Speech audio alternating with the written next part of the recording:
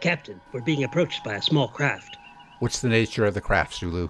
It's a small, round, spinning craft. It would probably accommodate about 7 people. Fascinating. The craft bears a striking resemblance to one seen in a 20th century Earth film called Invaders from Mars. Uhura, hailing frequency. This is Captain James T. Kirk of the Starship Enterprise. Identify yourself. This is the Joker speaking to you from outer space. From inner outer space. Hostile craft, Captain. Then we must take action. Everyone, To the bat poles. You were expecting maybe photon torpedoes?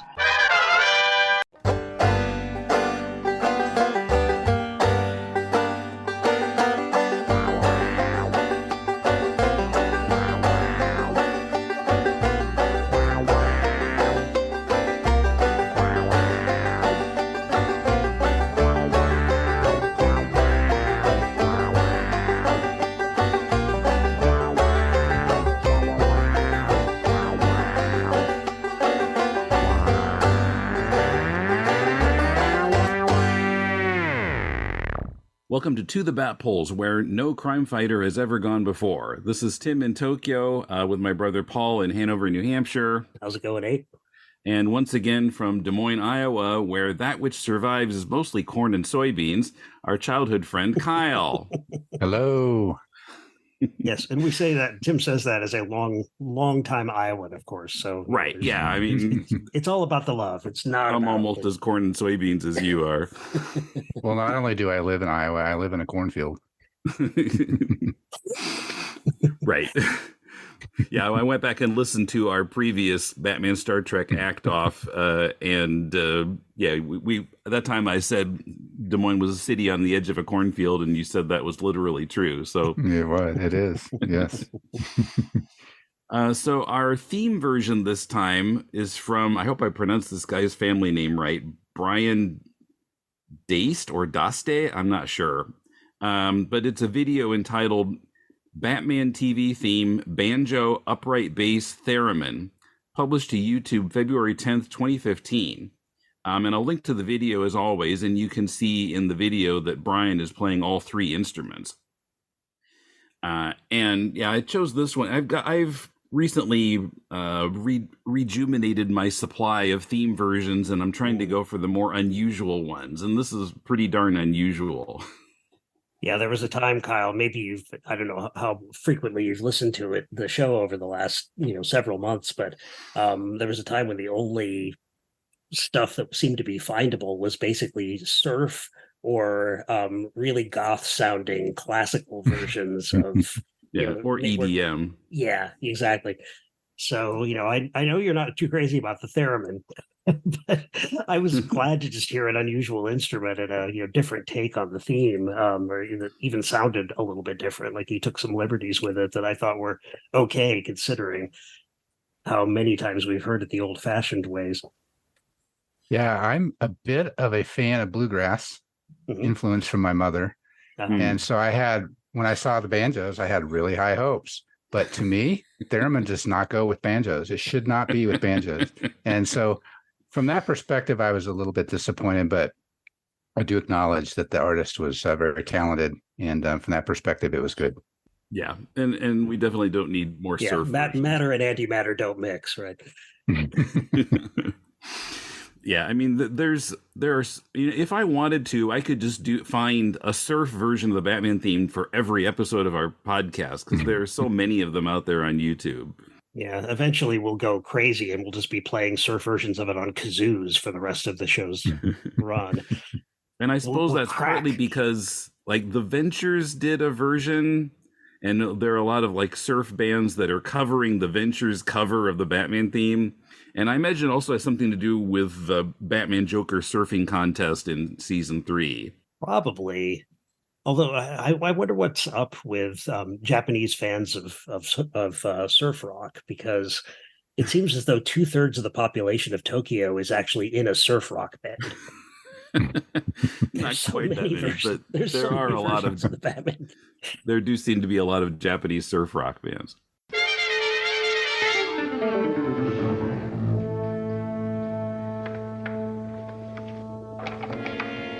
Okay, well, back in episode 193, we had our first Batman Star Trek act off, where we evaluate brackets of actors who have appeared both on Batman and on Star Trek the original series. And we vote for which of the two roles, each of the roles each actor played was the better job by that actor. And then that performance squares off with another actor's better performance. If you missed episode 193 and you want to listen to it, you can skip the next 30 seconds, but I'm going to recap it here. In that episode, Julie Newmar as Catwoman defeated Stanley Adams as Cyrano Jones in The Trouble with Tribbles, and Joan Collins as Edith Keeler in City on the Edge of Forever defeated Yvonne Craig as Marta in Whom Gods Destroy. And this time we have 4 more actors who appeared on both shows, and again we were able to take advantage of a couple of Batman arcs in which 2 of these actors appeared, so we didn't have to do quite as much viewing ahead of time as we might have otherwise. So first up, in this corner, her appearances include an uncredited role as Girl in Dream Sequence in The Naked and the Dead from 1958, 3 different roles on Surfside 6 in 1961 to 62, 5 different roles on 77 Sunset Strip in 1961-63, and Chic Lady on a 1980 episode of Heart to Heart. It's Grace Lee Whitney. Ooh. On Star Trek, she played, of course, Yeoman Janice Rand in 8 first-season episodes, 1966 to 67, and also appeared in the 1st, 3rd, 4th, and 6th Star Trek movies, and a couple of the later TV series. On Batman, she played King Tut's Moll Neila in King Tut's Coup in Batman's Waterloo, Season 2, Episodes 53 and 54, broadcast March 8th and 9th, 1967. And in this corner, famed as Miss America of 1955 and subsequently the Today Girl on the Today Show for the year following her reign, she played Catwoman in Batman the Movie, Dr. Anne McGregor on 30 episodes of The Time Tunnel in 1966-67, Betty Jones on 178 episodes of Barnaby Jones, and Lily Munster in the straight-to-syndication series The Munsters Today from 1988 to 1991, which somehow has 73 episodes to the original Munsters series 70. Lee Meriwether. It's an abomination. How dare you even mention it? I was completely unaware of it. That was just after, well, that was around the time I left the stage, so I didn't know about this at all. Who did they get to replace Fred Gwynn? You can't replace Fred Gwynn. It makes no sense. John Schuck. Oh, well, maybe. He wouldn't make a bad Herman Munster, I guess. On Star Trek, she played Losira in That Which Survives, Season 3, Episode 17. On Batman, she played Lisa Carson in, once again, King Tut's Coup in Batman's Waterloo. And I have to say, over the course of doing this podcast, King Tut's Coup has become one of my favorite Batman arcs, and a lot of that is due to these 2 ladies' performances. So, you'll never hear me say that either of them was miscast on Batman. I think that arc could have ended up being a lot less entertaining without them. Of course, there's always Victor Buono. Well, yeah. Yeah. So, Grace Lee Whitney. I was trying to figure out what to watch to look at her performance. And so I saw what the 8 episodes were, and I tried watching the Corbomite Maneuver, but all she does in that one is food and beverage service. Freshen up your drink, Captain? Yeah, exactly. She's the stewardess of the Enterprise. So I watched Miri, where she has more to do, and she's all right. She has the look at my legs scene. She has to show some emotion. Oh, you're upset, Captain. So upset.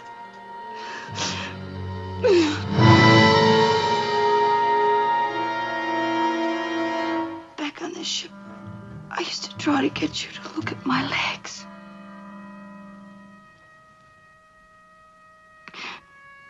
Captain, look at my legs.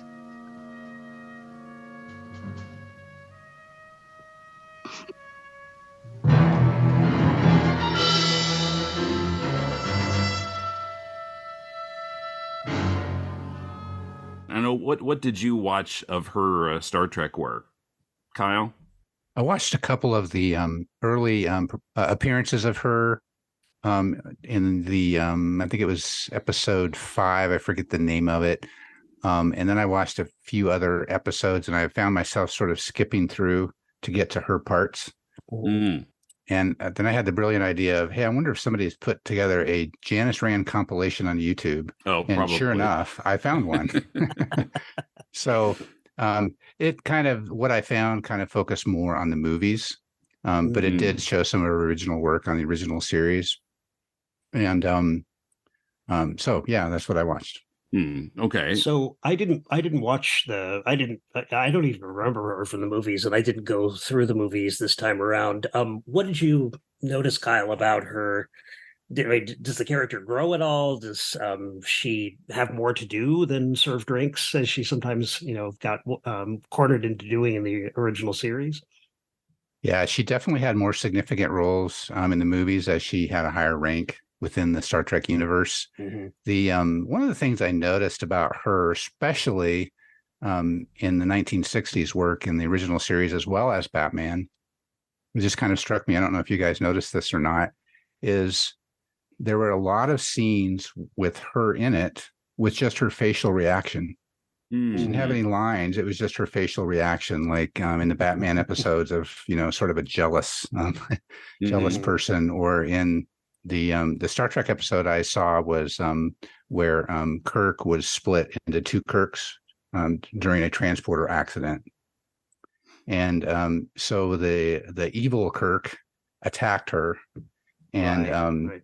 and that was obviously not a lot of dialogue in that scene, but a lot of she's looking at Kirk like, what is going on? Why are you saying things like that? Why are you touching me? Why are you doing this? Why are you doing that? So I thought that was sort of an interesting thing that I didn't necessarily see with some of the other actors. That's The Enemy Within, season 1, episode 5. I want to live. I want to live. There was one episode from the compilation. I think it was just a few episodes after that one. Charlie X, kind of a well-known. Yeah, that's episode 2. The spoiled brat guy named Charlie. And there's a kind of a what I would call, as a Star Trek fan, a famous scene where Charlie's like, "Is this a woman?" And he's looking at Janice Rand, and Kirk smiles and says, "Yes, this is a woman."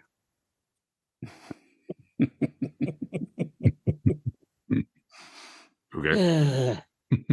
I would say I wondered if they were keeping her dialogue down so that they could, pay her a lower rate. But really, the big break in actors' equity salaries is no speaking role whatsoever, and any speaking role at all, like any word that, once you say a word in a television show or a film, you're in a different pay grade from, background actors who don't even open their mouths.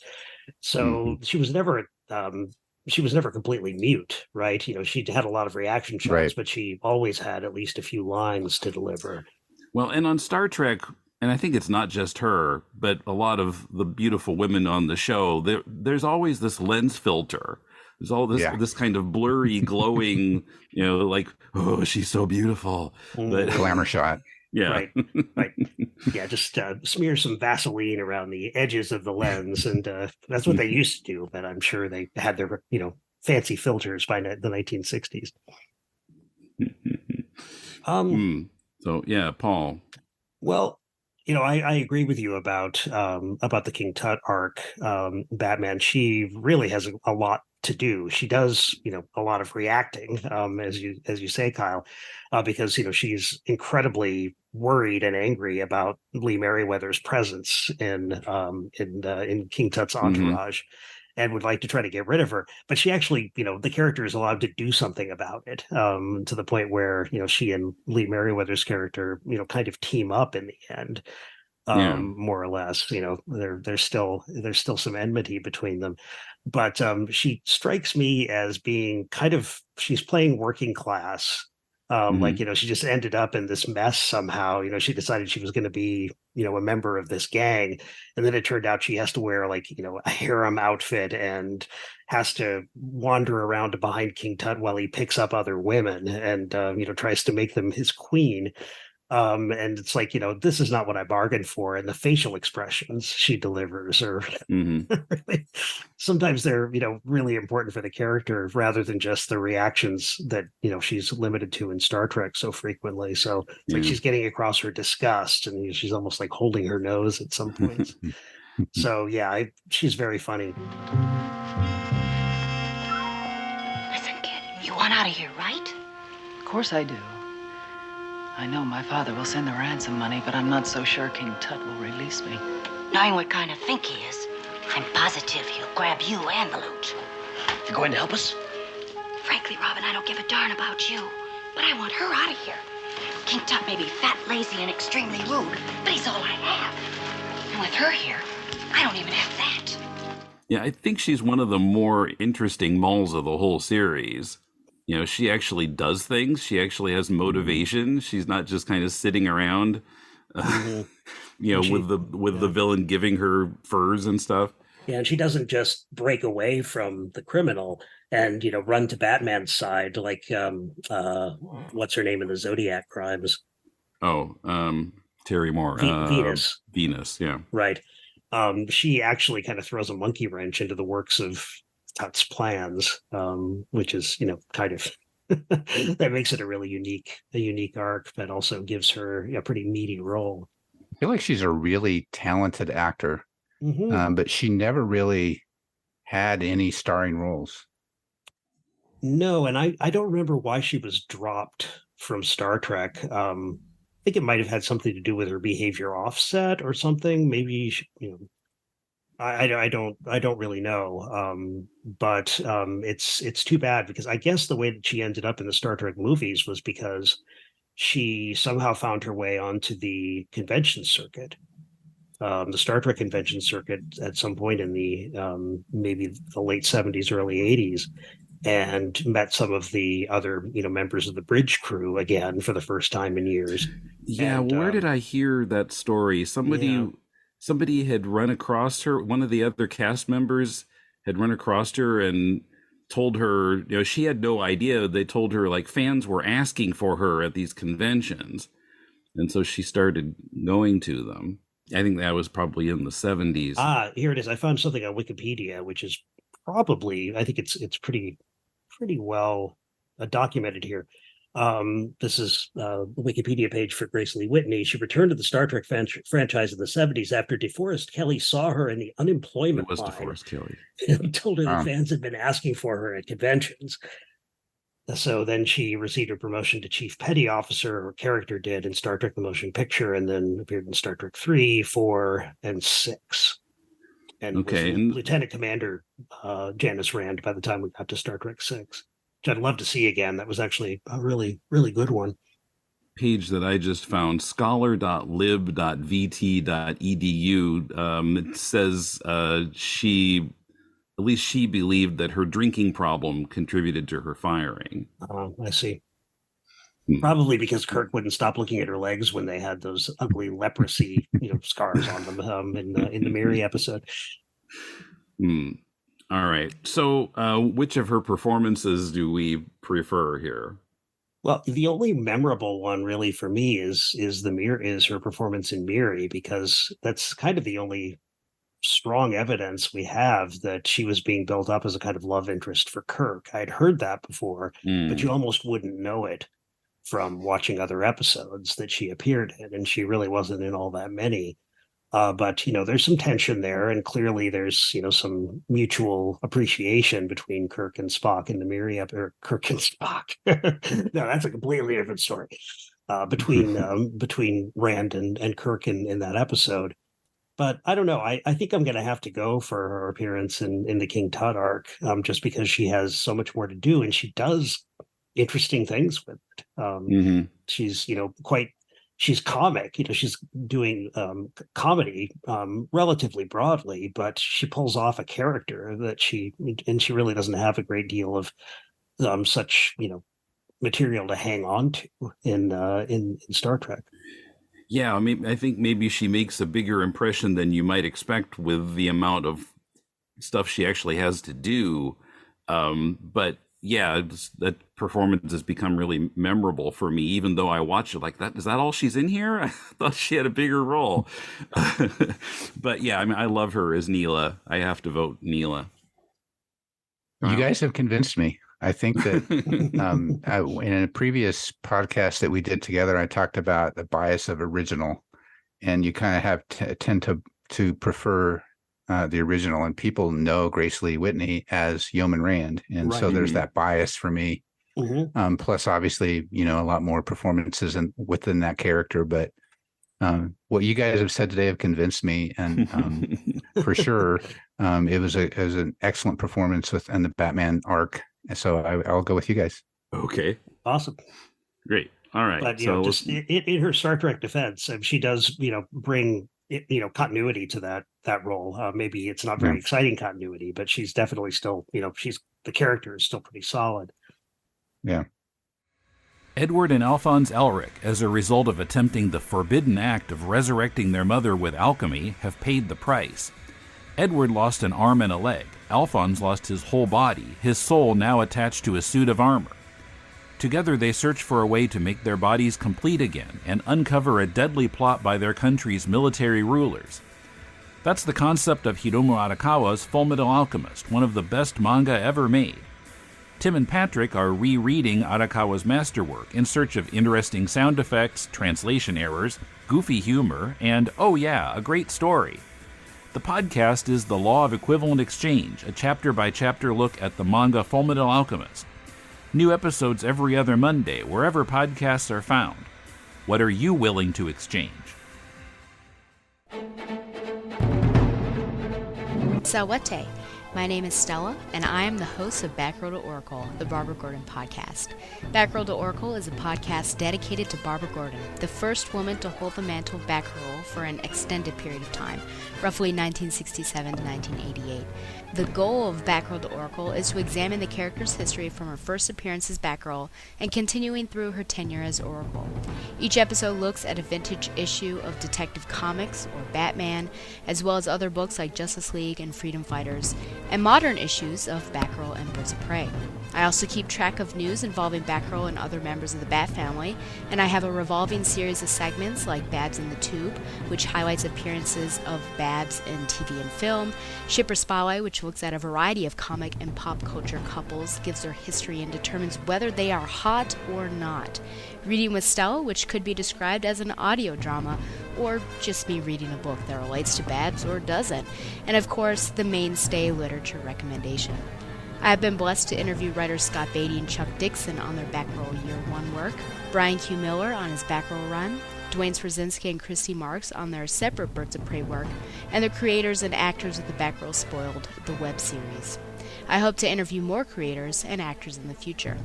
My goal, most importantly, is to make a fun, entertaining, and thoughtful show that people enjoy and from which they learn. Find the show online at thebatmanuniverse.net and iTunes, and follow the show on Facebook and Twitter at Batgirl to Oracle. Thank you, and fly on, Babs lovers. Okay, let's move on to Lee Meriwether. So, in That Which Survives as Losira, she has to talk like a computer for most of her scenes. So it doesn't really, I don't know, does acting like a computer challenge your acting chops? Not so much. But this episode made me roll my eyes a bit because, well, part of it is the annoying take on Spock, because he's like taking everybody super literally and insisting on giving precise numbers all the time. Holding warp 8.4, sir. If we can maintain it, our estimated time of arrival is 11 1/2 solar hours. 11.337 hours, Lieutenant. I wish you would be more precise. And telling everybody, he was a jerk. Yeah, he really was. And even when somebody apologizes to him or says, that's a relief, he'll say, really, Scotty, I can't, but really, Mr. Scott, I can't imagine why you would have to present an emotional reaction to this. It's like, he just said, whew, basically. He was really tired after trying to reverse the polarity on that stupid looking tool that he can't get apart. I mean, you have to wonder if Leonard Nimoy wasn't also rolling his eyes at the way Spock was written in this episode. I had heard it's been ages since I've watched any season 3 episodes before I watched the episodes for preparing for tonight. And I got to say, everything I'd heard about Spock in season 3 was absolutely true. The pedantry, the tendency not even to deduce, but rather to just say, this is an impossible planet. No, seriously, it's impossible. It can't exist. It really can't exist. He doesn't even bother to look for reasons why it might exist anyway. And then he chides other members of the crew for, stating the obvious. Well, and not, going for any solutions or even trying to deduce them. And then he does exactly the same thing. So, yes, I think I actually wrote in my notes, Spock, please, STFU, even though I would not say that in anything but acronym form. I couldn't help myself. Yeah, I mean, he reminded me of Data at his worst. I think he's Data's not as bad as Spock in this episode. The other thing that was annoying was that through the episode, the landing party members have to keep saying, "But she's so beautiful." It's like she's trying to kill us, but at least she's hot. And I was like, "What?" Well, I figured out at the end that apparently that which survives is Losira's beauty. Beauty is transitory, Doctor. However, she was evidently highly intelligent. Kirk Enterprise, 5 to beam up. I don't agree with you, Mr. Spock. Indeed, Captain. Beauty survives. I think that's the point of the title. And so they keep commenting on it, but it's like, I don't know. That and $6 will get her a Starbucks medium. I mean, not a lot to be done with that, I'm afraid. Not for her anyway. And I mean, I don't dig her makeup job in this at all. I mean, you want to see her beautiful, watch her in the milk and cookies scene in Batman. That she looks much better there. Would you like to come in for a glass of milk and cookies? I'm not quite sure what to make of the sort of, is she wearing a bikini that's supposed to function as overalls? It's hard to understand, or maybe it's a cat suit that's been gone over with a lawnmower and various. Yeah, some of that must be pasted onto her because it wouldn't. The laws of physics wouldn't keep those pieces together otherwise. You cannot defy the laws of physics, Captain. Kyle, any thoughts on Losira? Well, the episode was terrible. Yep. It was awful. Somebody needed to say it, Kyle. Spock was awful.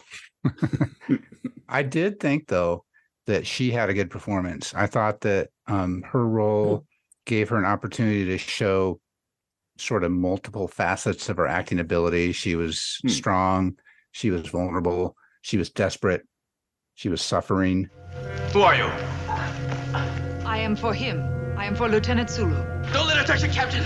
That's how Tomato died. Phases won't stop her. I am for Lieutenant Sulu because I must touch him.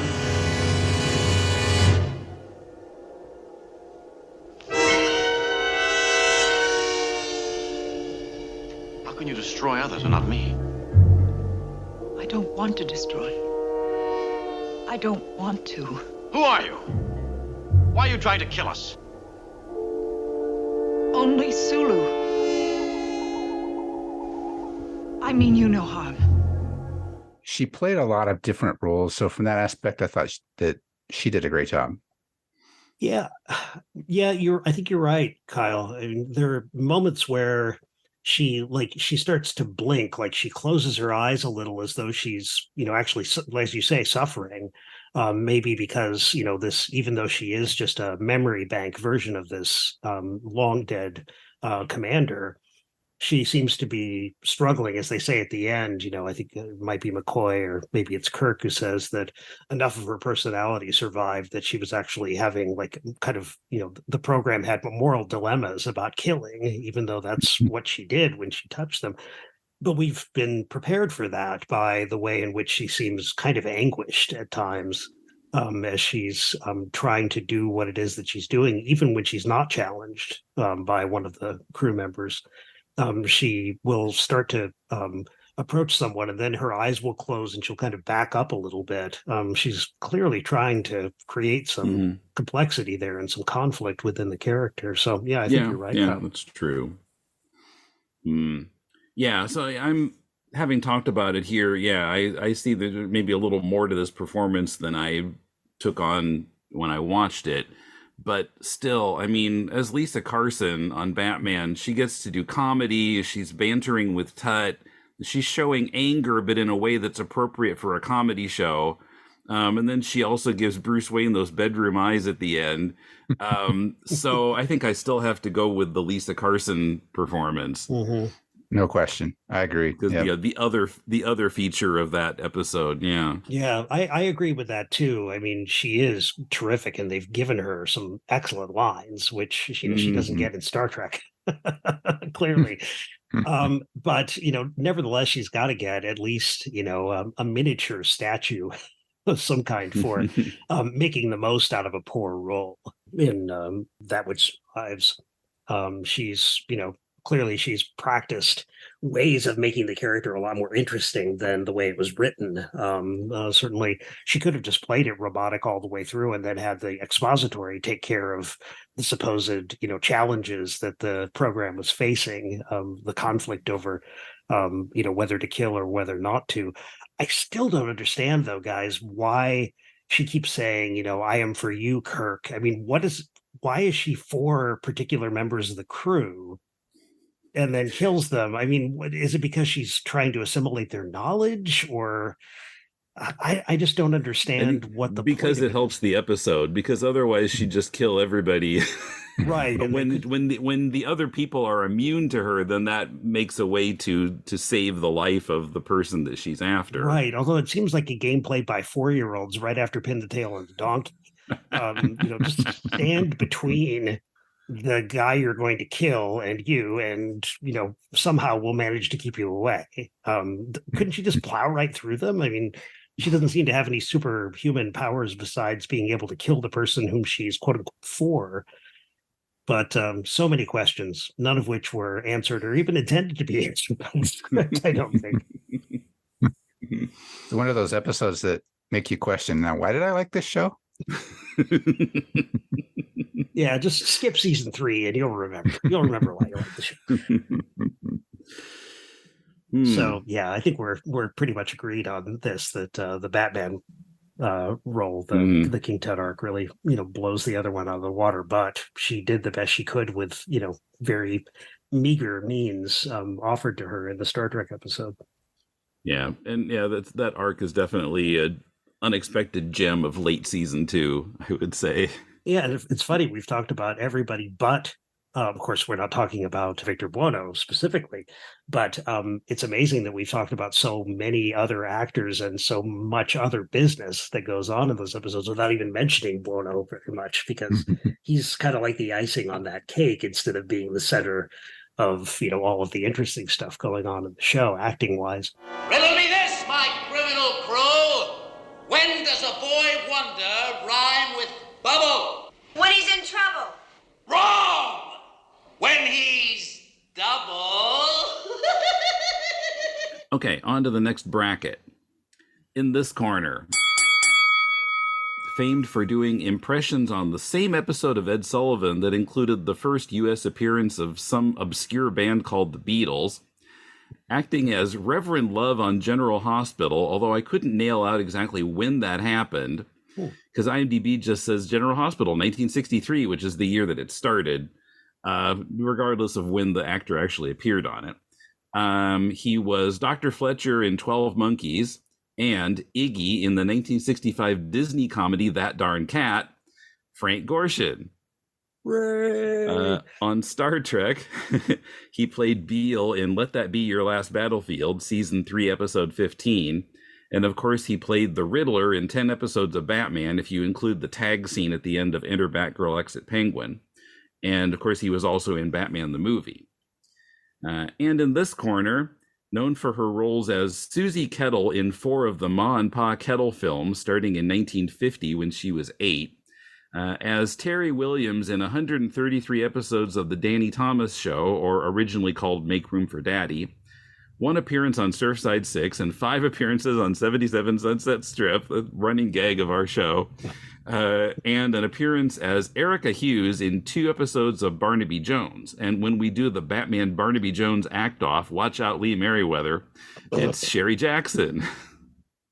Yeah, we could just do Barnaby Jones crossovers with Batman for the rest of our time on this planet, I suppose. And yeah, well, now we know of 2 actors. Yeah, I'm just not such a huge Buddy Ebsen fan, though, so we'll have to see how that goes.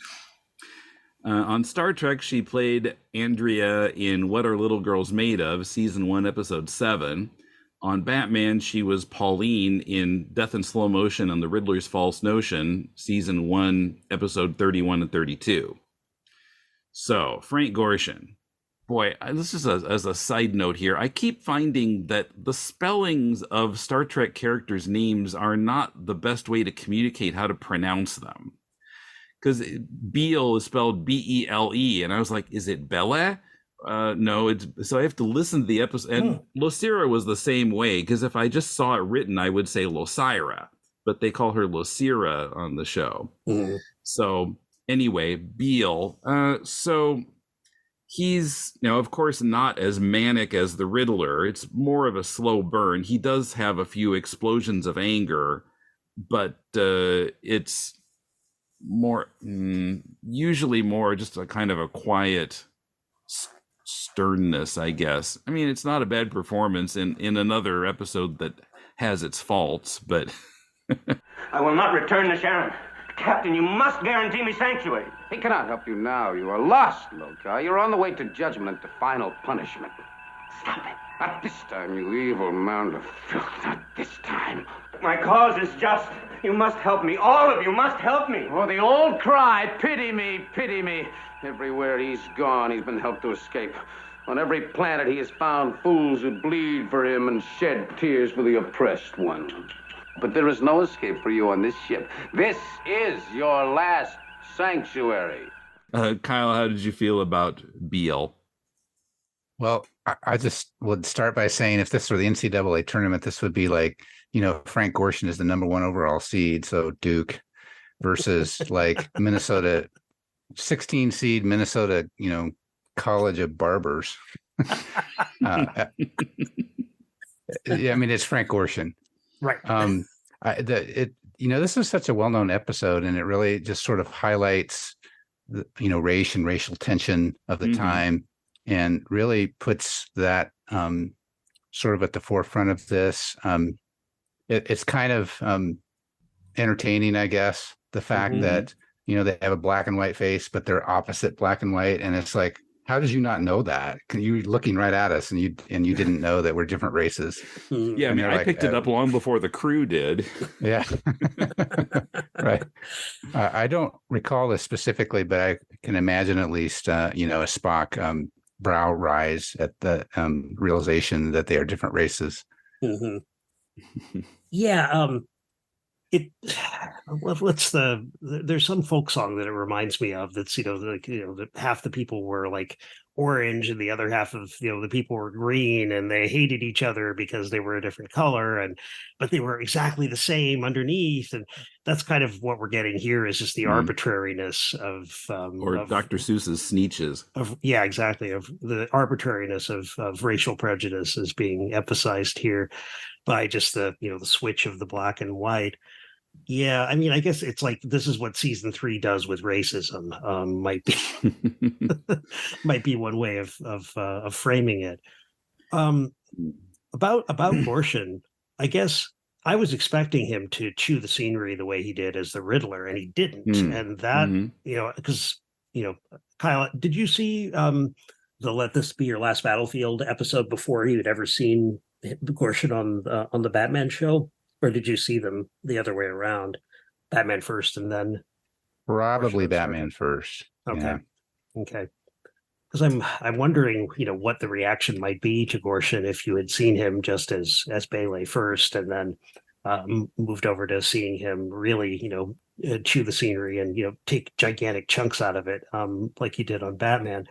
But I guess I was expecting him to be a lot more ramped up in Star Trek, and I was kind of impressed that he wasn't. I guess. Yeah. So it's really the contrast that struck me. That he seems much more.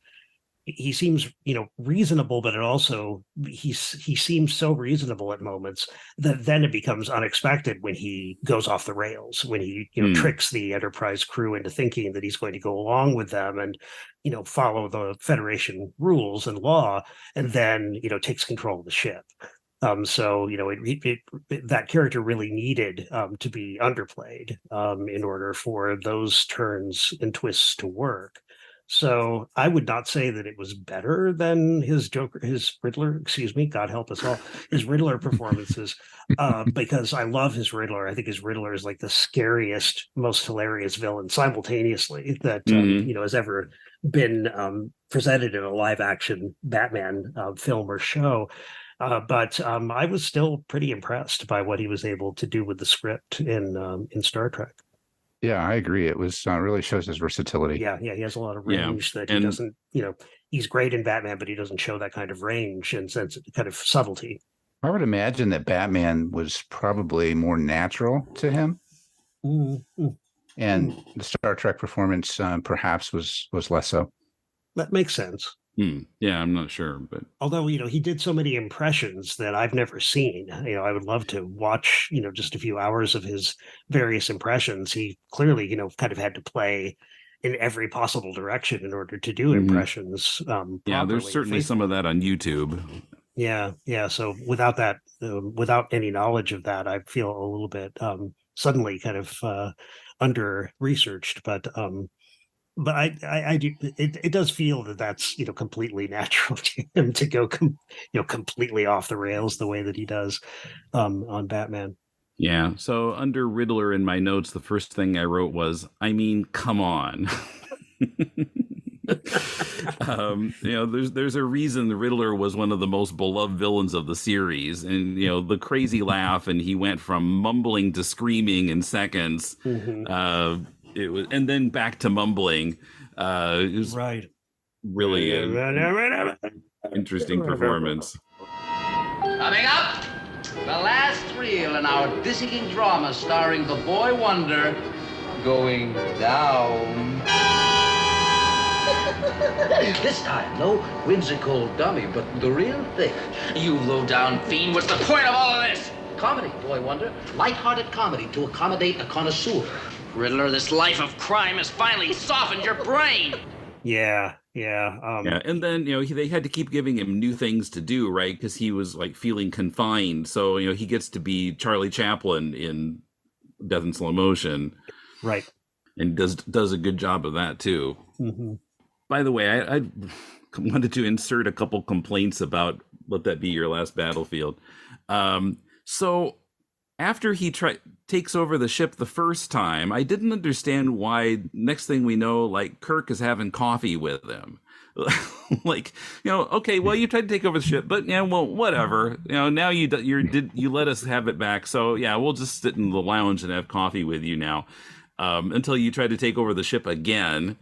There's another. Yeah, it's almost like they're showing diplomatic respect for a planet or a group that they've never even encountered before. There's another episode, I forgot the title of it, where I wish I remembered the title. Like the first half of the episode is this really serious, scary thing, and these people that they meet like kill a crew member, and then the second half of the episode is suddenly comedy, and they like kind of completely forget about the dead crew member and make friends with the other people. So I don't know, Kirk has a short memory sometimes.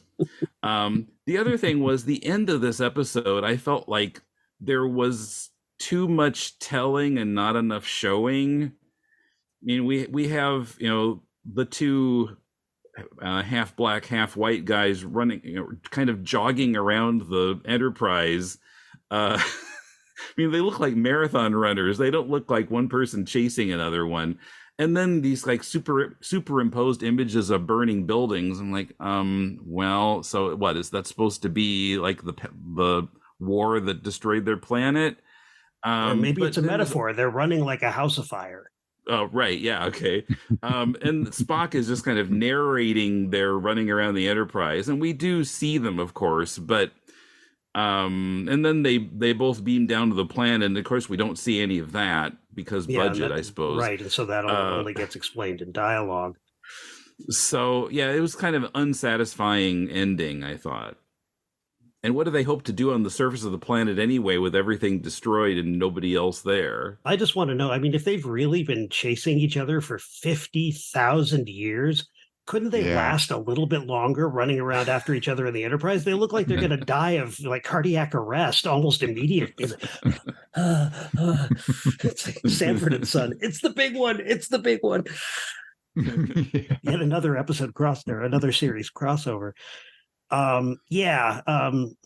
I thought the premise was interesting, but again, it felt sort of like a bad episode of The Twilight Zone, where, it's like, do you watch Futurama, Kyle? I'm a big fan of Bender. Yes, but I haven't seen. Yeah. Bender is great. Yeah, Bender's world champion level character, I think. But they occasionally watch a show called The Scary Door on Futurama, and it's basically The Twilight Zone. They've even got a guy who says, behind that door, maybe there's a nightmare, or maybe there's some kind of monster. But anyway, it's a scary door. And so they do, different anthology kinds of stories. And then this mad scientist is, it's basically a 5-second episode. The mad scientist says, I'm going to put all the worst, most evil properties of all the animals into this one creature that I'm creating. And then he opens up the mold, and this human comes out and says, turns out it was man. That's kind of what this episode felt like to me. It's like, the irony of them continuing to chase each other around their destroyed planet that's been dead for like 20,000 years because of this, the very racial strife that we see, practiced between these two characters. That's got nothing to do with poor Frank Gorshin, who was just making the most of the most he could out of what he was given. But it is an episode that kind of falls flat. Oh, sir, please help me, please. What's the matter? A horrible man dressed in green tights just leapt out of the bushes and seized my little brother. What? Dressed in green? Yes, and he shouted the strangest thing. He said, a clue. He shouted at me, and what is a bonnet, not a bonnet? The Riddler. And that clue's a snap. A bonnet is not a bonnet when it becomes a young woman. Oh, how clever you are. All right, well, let's go on to Sherry Jackson. Very gladly, I might add. But another thing that she Tim, has in common... Whatever do you mean? You must explain. With Lee Meriwether. So she's playing an android. So again, it's like not a whole lot of, even maybe really less chance to show emotion than Meriwether had. I mean, she shows a lot of skin, but not much emotion. No, she's got the same kind of bikini crossed with overalls costume. Yeah. I mean, it's not quite the same costume as Lee Meriwether's, but it does look uncannily like a pair of overalls that it's attempting to imitate swimwear. But this, what are little girls made of, is such a kinky episode. I mean, Kirk is naked on that whirligig, and then the allegations that Dr. Corby might be sleeping with the android. And if not, why make the android super hot if you're not going to... It doesn't quite make sense. It would have been even more horrible if he'd said, well, I made her to look like my daughter. Oh! That would be even grosser if it were based on an actual person. But no wonder Nurse Chapel looks like she wants to, beat him to death with a stick or something by the time she sees the Sherry Jackson walk onto the set. So yeah, and any good things to say about this appearance by Sherry? He looked good. Well, yeah. Besides that, I don't know. At the end, when she starts going kind of pre-verbal almost, and says to Kirk, or not to Kirk, but to the doctor. What is Corby. The doctor's name? Corby. Is like, no, me love, me kiss you. So it's like she's falling apart. Her programming is starting to unstitch itself. That's kind of interesting, but it's not like Lee Meriwether's building in of the ambivalence of the character into the killings that she winds up performing. Yeah, because Andrea is just like created from whole cloth. She's not, the personality of someone implanted in her, I don't think. And not very much whole cloth at that. No. Andrea, give me the weapon. No, protect.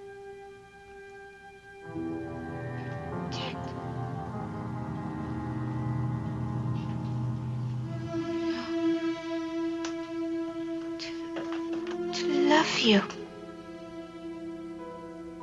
To kiss you. No, you cannot love. You're not human. Love you. Kiss.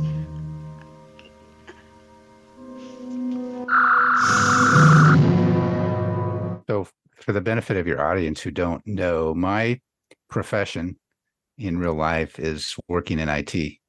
And so when I see an android or a robot or whatever she was starting to act like she's a human or like she wants to be a human, I immediately start rolling my eyes. Yeah. Maybe we should just interview you on one episode, Kyle, about the artificial intelligence debates that are sweeping the nation right now. Right. I asked ChatGPT once about a score, and it said, I'm sorry, I don't know anything newer than a year and a half old. And then it said, but I know what I like. Right, sure. Just kidding. So, yeah, I mean, we haven't even really talked about Pauline, but she gets to certainly more than she gets to do on Star Trek, I think. She gets to show several different emotions. Oh, please, sir, please, you must help me. Help you? Oh, yes, I must have some bread to save my poor starving mother. Oh, well, I'm sorry, we don't sell bread back here. It doesn't matter, for I have no money with which to buy. Therefore, I must beg. Oh, charity, kind sir, charity. No, I agree. I think that, both performances, when I as I was looking at these episodes, I messaged you guys and said, wow, she's beautiful. I don't remember her that well. I wrote in my notes, is she the most beautiful woman to ever appear in Star Trek? Right up there. She's, remarkably, striking. And maybe that takes away from people's, maybe that's a bias that takes you away from actually looking at her performance. Quite possibly. I don't think she really had in either shows really had a tremendous opportunity to show a lot of her acting ability. Yeah, I mean, playing a beauty. Yeah, as a moll, she's not nearly as interesting as Neila. She doesn't really mean to. Well, I mean, she doesn't really show much agency. She's just kind of reacting to stuff. What Riddler asked her to do, or then being interrogated in the Batcave. But yeah, we don't really see her deciding to do something like Neila does.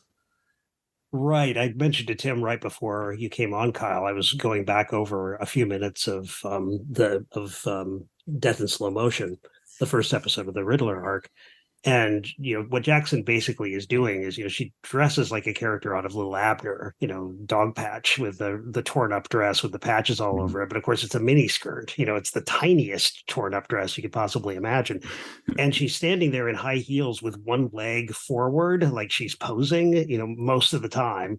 And, hands on hips, hip cocked a little bit. She's basically posing for the whole episode, or probably both episodes, and doesn't have a lot to do besides whatever Riddler tells her to do. Whereas Neila, I know we're not, pitting these two against each other in this bracket, but Neila seems kind of irritated that she's showing her midriff when she's not even getting any kind of return for that. She's she's knows she's being objectified and has decided it's not worth it, whereas we don't get any of that kind of interiority out of Jackson here. And that's fine, I guess. That's how the character's written. There's not a lot of room for her to behave any other way. As you said, Kyle, she doesn't have a whole lot to work with. And the beauty bias too, we might just really want to see if she's going to come out in an even smaller dog patch dress in the next scene. That might be the only suspense that is being built up around her. Yeah, so I guess her acting ability is not super challenged in either one. I think I'm just going to be a Batman homer and vote for Pauline. Yeah, I mean, she has more to do. I feel kind of like it's a toss-up between the two in a way. She reaches for a weapon in Star Trek. Yeah, that's true. That's a kind of agency, although she was just ordered to do it. So scratch that. Forget I said. Well, as the Star Trek fan on the show, I'll vote for her Star Trek performance. Ooh, okay, then Paul's the tiebreaker. Yeah, thanks a lot, guys. Boy. I'm going to have to go for the Star Trek episode too, only because she's, she seems to have, she's important to the episode in some way, at the very least. Yeah. And maybe that's all character and has nothing to do with the performance. But she still has to, kind of build up a little bit of sympathy for her at the end, for herself at the end, at the moment where it seems that she does have some kind of emotional response, even if it's just aggregate or just an imitation of an emotional response. She does have some function beyond just being the moll who tempts Batman in or, distracts the baker, when they, break their way into the bakery, blah, blah, blah. So, yeah, I'm going to have to go with Star Trek too. Which surprises me. In spite of what I said earlier, I don't know. I mean, I've never tried to act like a robot, so I don't know how hard it actually is.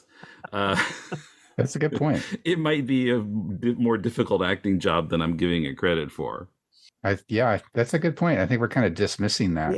Yeah, that's true.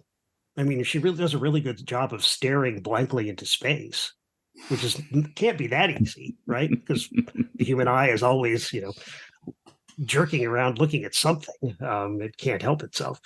Yeah, so we got to compare Grace Lee Whitney as Neila versus Lee Meriwether as Lisa Carson. That's rough. Really rough.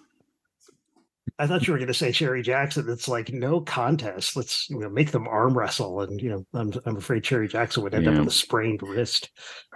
Boy, it is tough because I love both of those performances. I feel like I have to come down on the Lisa Carson side because she has more to do, and I think she shows a little more range in this arc than Grace Lee Whitney, just because she gets to. I guess that's the way the role is. But it's a tough choice. But I think I'm going to vote Lisa. It really is a difficult choice. And so, Paul, I'm going to put you on the spot because I'm going to vote for Grace Lee Whitney. Okay. I just really appreciate,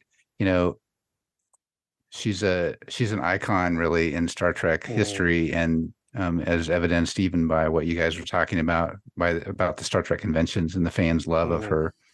But her performance as Neila is really what makes the difference for me. Oh boy, I wish I had spoken up before you opened your mouth there, Kyle. I should have just busted in there, and then you'd be the tiebreaker, man. This is really difficult.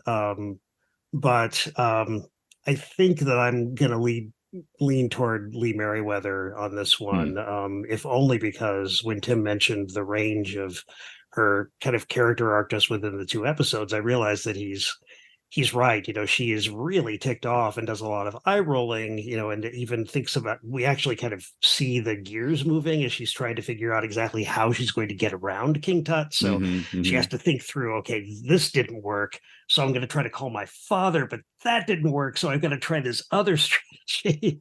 Yeah, I mean, she's not just a helpless damsel. I mean, she's trying to get out of the situation. But it's not only and that's the way the character is written. So that's one thing. But it's not only that; it's also the way I'm impressed by the way that she changes gears as an actor and tries to sweet talk King Tut after she has been so completely done with him, for a good chunk of the arc, and then suddenly she's trying to sort of get back into his good graces.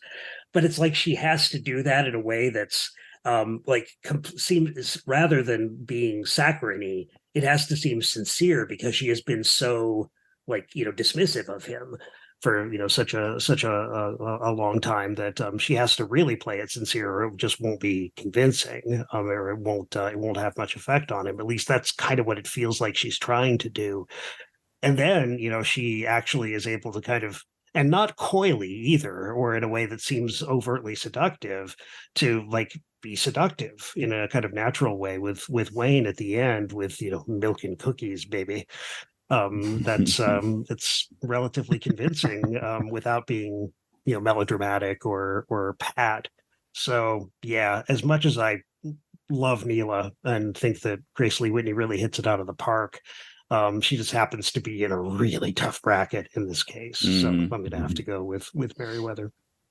It's like, who put these brackets together? Me.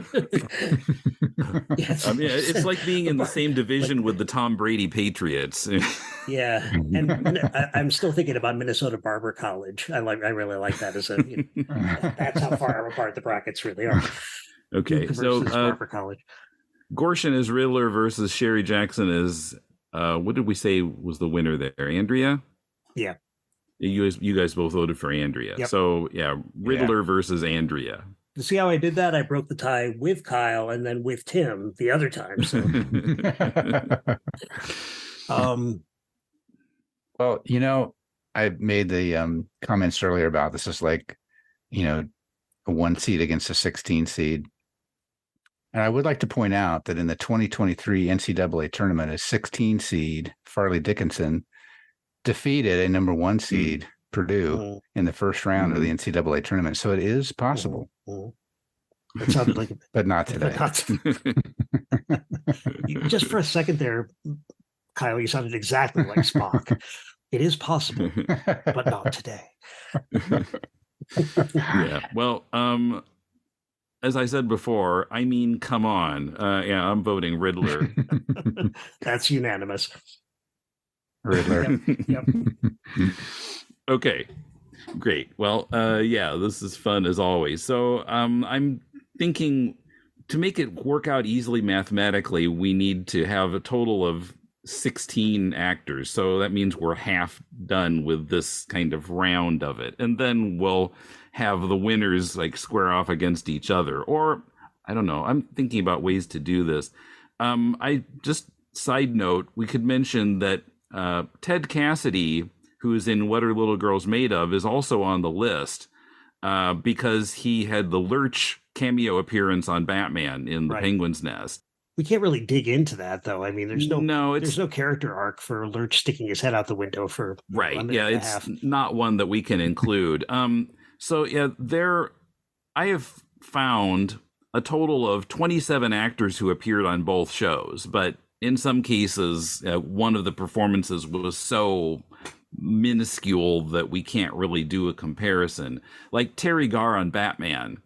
She had one line, and she, uncredited girl, with a flamethrower yet was her line in the Mr. Freeze. And that was even before, that was in the cold open, right? Right.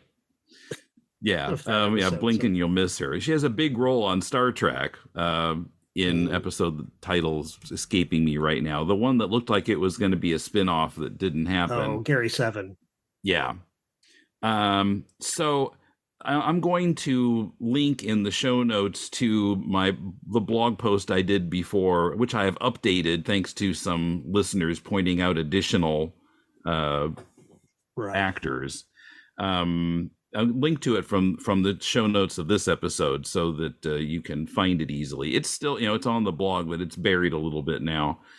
So we have to choose 8 more out of that list, and we can talk about it off podcast. But does this mean we have to do this again? 2 more times? Oh, shucks. So, of course, when we do the Star Trek Addams Family act off, we can talk about Ted Cassidy. No, 3-way battle between Barnaby Jones, Addams Family, and Batman. Of course, that's the way it needs to go. I think his cheekbones actually have a separate credit in the Sherry Jackson episode we just talked about. He's he's made to look like Skeletor from Masters of the Universe. He's got the makeup is making his cheekbones look like they're just kind of these angular mandibles trying to jam their way out of his skin. Hello, I'm Ken Holtzhauser, and if you're looking for something new in comic books, may I recommend my newest comic, The Quick and the Dad, a love letter to the DC, Marvel, Archie, and Harvey comics of my youth. This comic has everything. It has spaceships, dad jokes, alien invasions, time travel, supervillains, and so many bad puns. Hopefully you'll like it. It's the cutest comic you've never heard of, and it's available today in print and digital from indieplanet.com. That's The Quick and the Dad. Join that other dynamic duo, won't you? Coming up, Adam West answers questions on the Cinefix YouTube channel in 2014, and we read your mail in the Bat Inbox. Join us on Patreon to support the show and get bonus content. For just $2 a month, you get access to outtakes from every To the Bat Polls episode, trivia quiz videos on 20th century entertainment, and the right to vote on future Bat Polls topics. For a $4 monthly donation, you also get the right to have an ad for your own project on the show once a month, and hours of exclusive podcasts, including our monthly issue-by-issue walk through the first 50 issues, plus annuals, of The Amazing Spider-Man.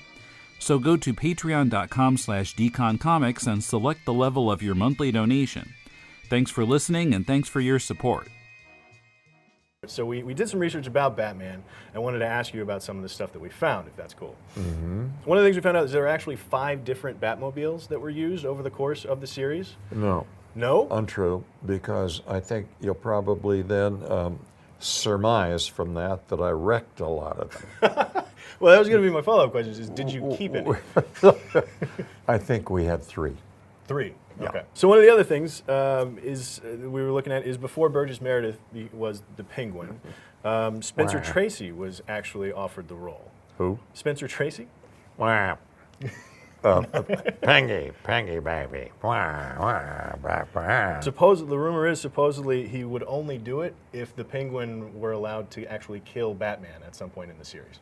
He obviously was not a fan of the show. He didn't share the vision. Yeah, that's correct. I never heard that.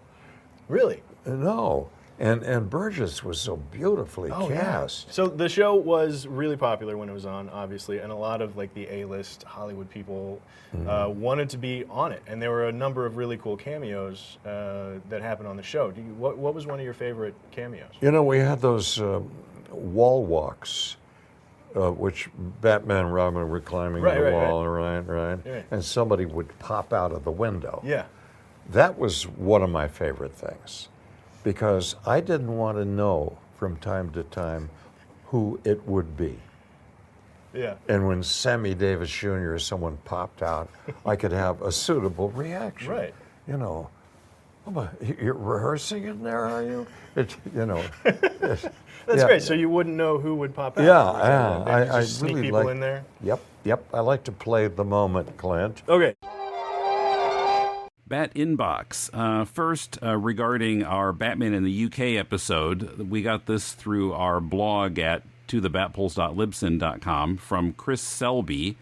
He says, in the 1960s, Birmingham, UK, had a boys and girls exhibition.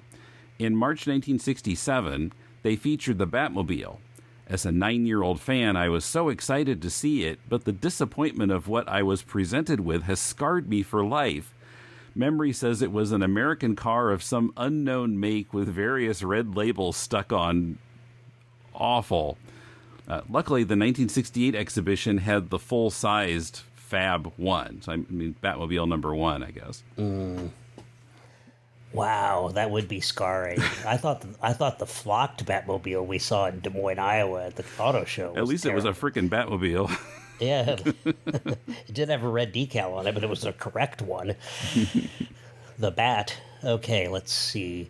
So, wow, Chris, our condolences. That's a hot mess. I'm glad you got to see something of the real thing, though. Now, your response to episode 203 about the snarky Saturday Evening Post article from 1966 about the Batman TV show. First, from the all-seeing, all-knowing 66 Batman message board. He said through clenched teeth. Scott Sebring. Hey, Scott. He writes, "Fun listen, guys. Pretty wild how many reporters and journalists were quite dismissive of fun entertainment around that decade and the previous. Yes, you kids, stop having your fun. You're supposed to use brilliantine and wear painful shoes every day of your lives. I always thought the host of Telescope, Fletcher Markle, that interviewed William Dozier, was a bit of a pompous, blowhard snob that looked down his nose at these types of shows. But the more I've watched coverage by the real journalism media of the day and interviews with celebrities, directors, and writers, it becomes clear that there seemed to be a possible unspoken agreement that fun, silliness, and comedy was for kids, and low intellect and romance was just for girls and women because they're simpler and frivolous that way. Insert groan here. Of course, this also comes from the day and age when reporters were perceived and portrayed as the no-nonsense story breakers getting to the heart of the truth, to the human condition, and heroic messengers. They like those kinds of movies and TV shows. I think there's something to that, like Edward R. Murrow and journalists of that ilk and era really presented themselves as not exactly highbrows, but as sort of the keeper of the quality gates to the American people. Like, we're going to give you real news, and entertainment is, not as, it's dynamic, but it's not, ultimately very meaningful when it comes to like world politics and, the dangerous situation of the Cold War and all of that. So I do think there was some real dismissiveness, not necessarily just of mass entertainment, but maybe, entertainment of all sorts, except perhaps the very highest high art, which must have ended in about, 1785 for most American journalists, I would guess, because, once we get into into romanticism and modernism, then, we might as well be, painting Campbell's soup cans and calling them art. Heaven forbid. Who would ever do that? No idea. So also on the message board, Mr. Glee came up with an article by television and radio columnist Hal Humphrey from January 24th, 66, so very early in the series. And it goes on to quote Buck Henry's reaction to the Batman show, which I feel like I've seen elsewhere too. But I thought the opening of this article sort of sheds some light on the attitude here, because he says, television is contriving an insidious campaign to convince sophisticates that the medium is really for them. The fact that there are millions of kids, tennis-shoed little old ladies, and Louisian Babbitts watching avidly is not only accidental, but incidental, they are being told. And you feel like this guy is saying, I'm a sophisticate too, and I still look down my nose at this garbage. Well, yeah, but you can tell he's a sophisticate by all the people he claims aren't sophisticates. Yeah. It's women and children, and especially old ladies, heaven forbid. Just, the same targets over and over and over again are called out by these middlebrow jerks. As if, they can't really call themselves highbrows unless they know exactly which groups to denigrate.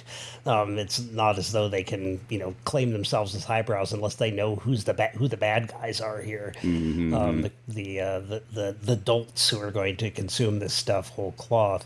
Well, but Buck Henry, he was he was a co-creator of like Get Smart, for Pete's sake, and a comedian, and a darn good one. He wrote the screenplay for for The Graduate, for Mike Nichols just a year later, or even it was probably even written right because supposedly Burt Ward was up for the role that Dustin Hoffman snatched away from him. Yeah. But so what did Buck Henry say? I'm not sure I've ever heard this. Okay, I need to look at what you've posted. So this is quoting Buck Henry in the Hal Humphrey article. First of all, let me say this was the first time I've had my TV set on since Sammy Davis Jr. interviewed the Burtons, which was about as campy a thing as I've seen. They're trying to have their cake and eat it too. I mean, the Batman and Robin. There is some camp in it, but it's being used as an excuse for not going one way or the other. It stops short of being real comedy. And there's a bit more. Did you know, by the way, that camp was originally a homosexual code word? Yes, we did. I have a theory that it was this group who a few years ago infiltrated the Broadway theater and made it so bad that they rationalized it as camp. This way they could try to cover this badness by claiming it was intentional. So that's all Buck Henry? Yep. Huh. So he's a camp snob. That's interesting. It's got nothing against comedy, nothing against entertainment or mass culture. It's camp that bugs him. That's worth thinking about a little further. I may be able to squeeze a whole episode out of this with you in a couple of weeks. Yeah, that might be what we need to do when we're together this summer. That's right. Interesting. Okay, then let's see. Biff Pow posted, I remember some critics were also snarky about The Man from U.N.C.L.E. when it first aired. And then quotes Connery as Bond in Goldfinger. My dear girl, there are some things that just aren't done, such as drinking Dom Perignon 53 above the temperature of 38 degrees Fahrenheit. That's as bad as listening to the Beatles without earmuffs. Wow, somebody needs a good slap. Wake up, you ingrate. That's the same mass culture that's making you, James Bond, a gigantic hero. Okay, well, boy, I've now that my blood is boiling about something that happened 50-odd years ago, in a movie, no less. From our blog, we have Jerry Dooley, who writes, this was very common, as most of these writers were from at least the previous generation, and they all seem to hate TV. Yes, and I'm trying to remember exactly when the Vast Wasteland speech was handed down by the chair of the FCC, of all things. Let's see. If it wasn't Studio One or the U.S. Steel Hour, it was garbage. Yes, that is true, too, at least according to that camp. I think speaking of camp, I think most of these writers wanted to be movie critics, but they were stuck reviewing TV for the sweaty masses. Oh, yes, and they never let the sweaty masses forget how sweaty they were. Interesting stuff. Yep.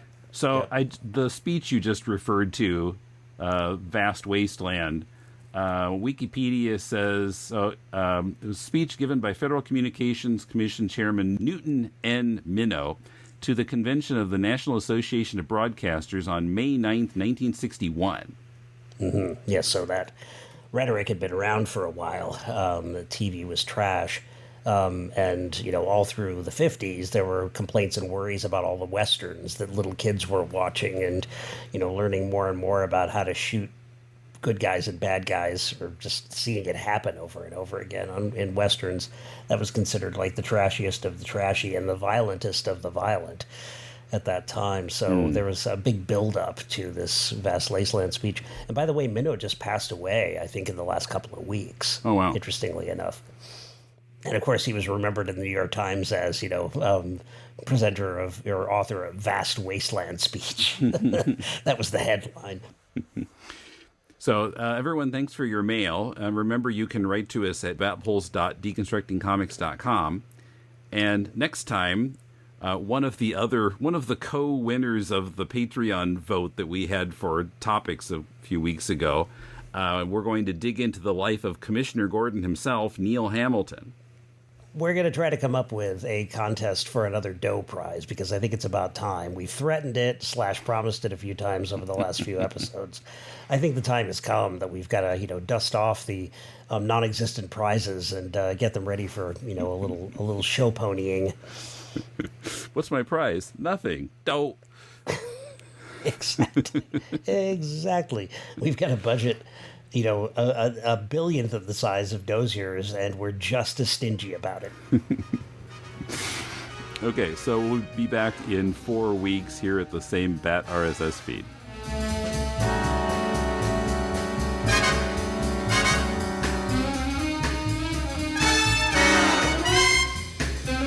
Check the show notes for the link to the blog post showing all the actors who appeared on both shows, unless you can point out someone else, and if you can, please do.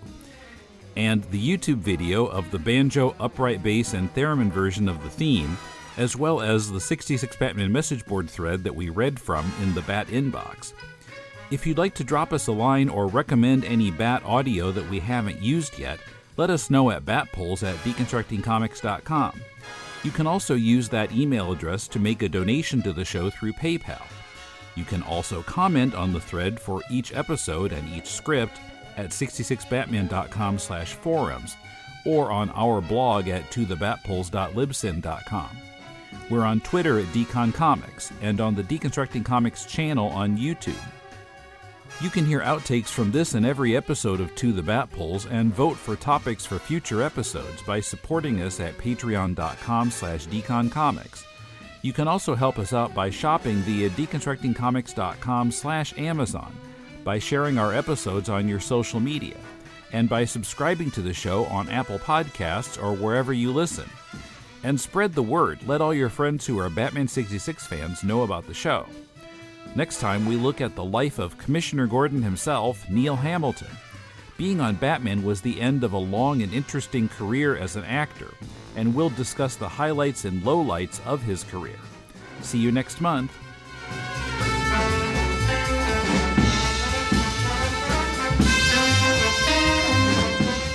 To the Bat Pulls is a production of DeconstructingComics.com.